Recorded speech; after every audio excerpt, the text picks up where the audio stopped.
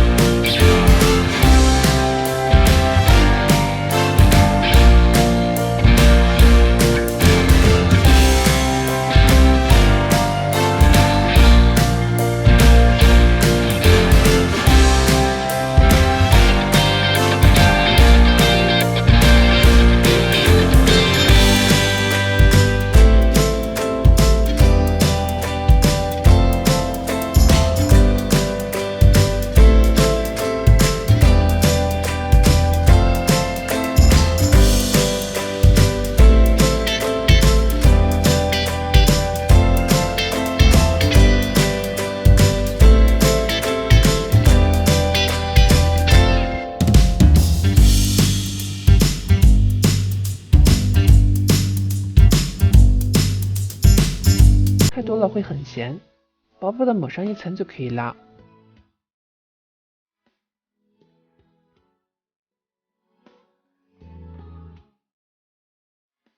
抹好以后，再把之前切好的胡萝卜丁直接撒上来，撒的时候撒得均匀一些，边边角角的地方都要撒到。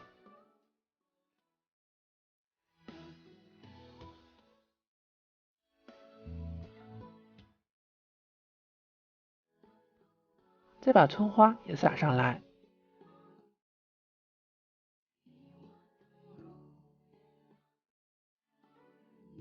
撒好以后，从一头慢慢给它折起来，折的时候稍微折得紧实一些，用手稍微压一压，这样方便后边操作。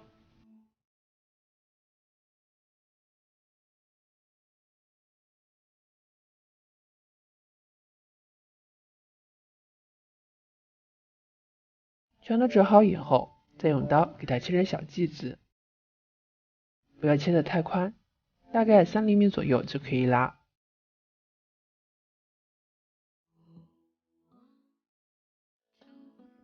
全都切好以后，两个给它重叠起来。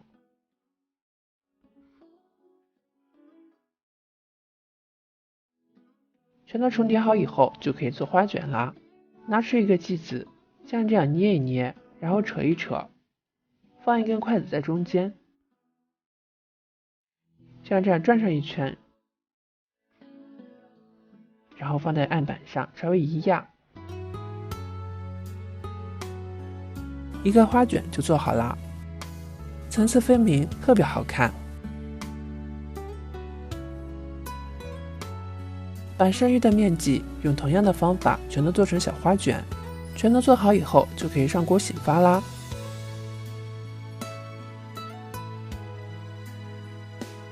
盖上盖子，2次开始醒发。10分钟左右，咱们来看一下，这会儿的花卷体积已经明显变大了，像这样就可以开始蒸啦。蒸上25分钟，时间到了，咱们关火。关火以后再焖5分钟，5分钟以后打开盖子，非常好吃的豆腐乳花卷就做好啦。咱们来看一下，一个比一个蓬松，而且层次特别分明。